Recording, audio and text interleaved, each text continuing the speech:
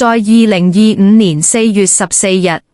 一架未載客的九巴在月明邨遭到鎖車。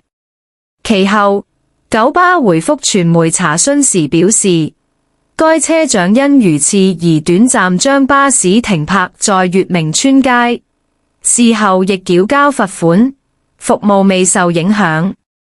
不過，是次事件並非冰山一角。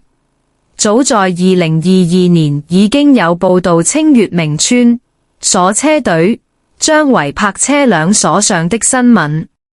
有不少車輛停留幾分鐘甚數十秒時間便被鎖車，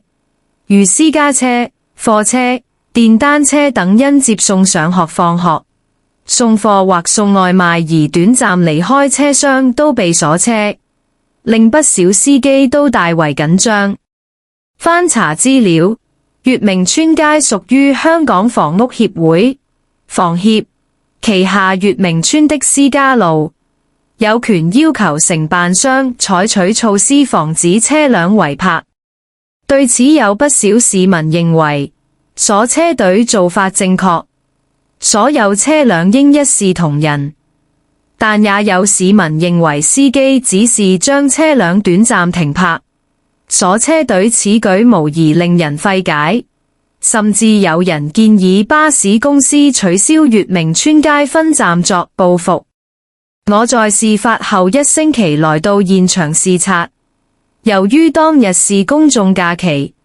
所以停泊車輛不多。現場有不少停泊車輛都是私家車、的士等，不過所有車輛都有一個共通點，就是都有司機或者乘客在車上，以避免遭到鎖車。同時亦發現月明邨街兩邊的欄杆設掛上多張鎖車地帶的海報，提醒司機不准停車。最後，違例泊車固然不對，所有人都應該一視同仁對待。同時建議鎖車隊人員先作出口頭警告，不要馬上採取行動。我也鼓勵市民盡量使用屋邨停車場。現時不少停車場為方便送貨或送外賣人士，推出30分鐘免費泊車，